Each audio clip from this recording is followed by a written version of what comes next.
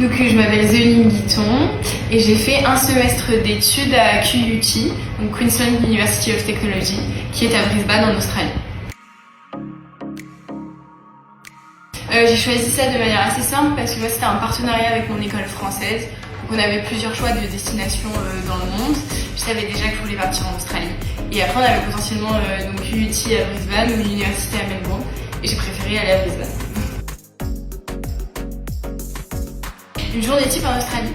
Alors déjà à QUT, il faut savoir que sur le système scolaire, on avait moins de cours qu'en France. Donc c'était plus light et on pouvait un petit peu jauger.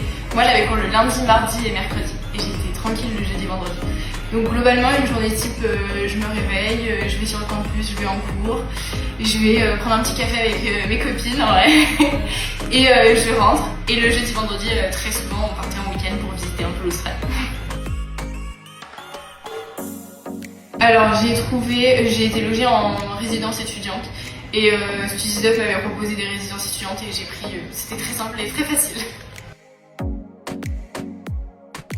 Alors académique, déjà je dirais qu'on est beaucoup plus en autonomie, les cours sont à voir un petit peu par nous-mêmes et après on a des corrections de TD et pareil il n'y a pas d'appel ou de choses comme ça, donc on est vraiment livré à nous-mêmes, mais ça se fait très très bien.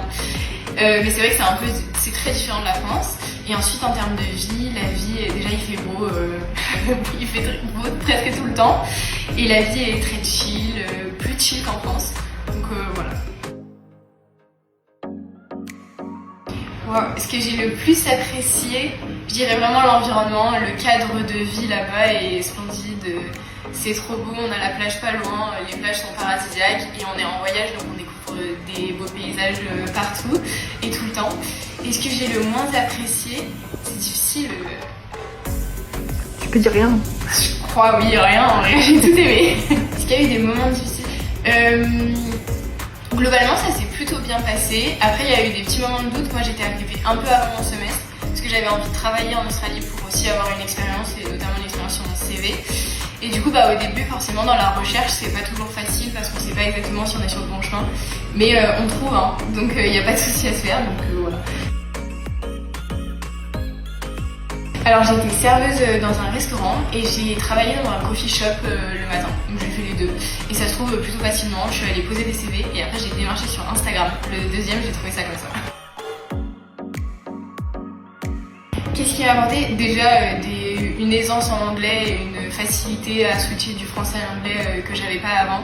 Et surtout une confiance en moi sur mon anglais. C'est notamment aussi parce que j'ai travaillé là-bas, donc je me suis dit que j'en serais capable notamment dans un futur job en France ou à l'international.